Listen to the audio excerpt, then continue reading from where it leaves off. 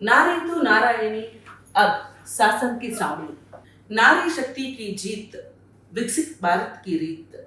శక్తి నారి సమృద్ధ భారత్ కి ఆధార్.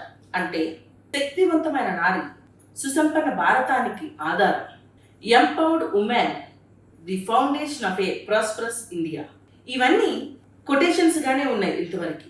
ఇక మీదట మన ప్రధానమంత్రి నరేంద్ర మోడీ గారి సంకల్పంతో నారీ శక్తి వందన్ అధినయం బిల్లుని మనం తెచ్చుకోగలిగాం. ఇది ఒక చారిత్రాత్మక నిర్ణయం.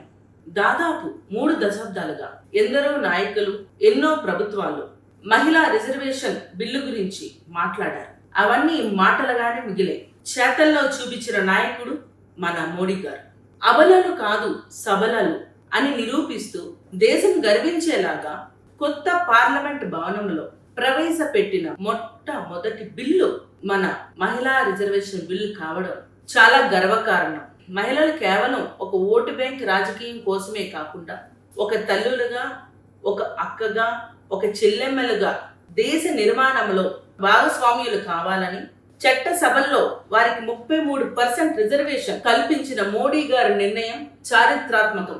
ఉజ్వల గ్యాస్ కనెక్షన్ నుండి ముద్రా రుణాల వరకు, ఇప్పుడు చట్టసభల్లో ప్రాతినిధ్యం వరకు ప్రతి అడుగులోని మహిళా పక్షపాతిగా నిలిచిన మన మోడీ గారి నాయకత్వంలో వికసిత్ భారత్ లక్ష్యం దిశగా మనమందరం కలిసి ముందుకు సాగాలి. మోడీ గారు మహిళల అభివృద్ధి, మహిళల నేతృత్వంలోనే అభివృద్ధి, women development to women led development అనే నినాదంతో ఈ రోజు ఈ నిర్ణయం తీసుకున్నారు. దీని గురించి 16, 17, 18 తారీఖుల్లో మన కొత్త పార్లమెంట్ భవన్లో చర్చకు రానుంది. మన మోడీ గారికి మద్దతుగా మనం ఈ నెంబర్కి మిస్డ్ కాల్ ఇవ్వాలి.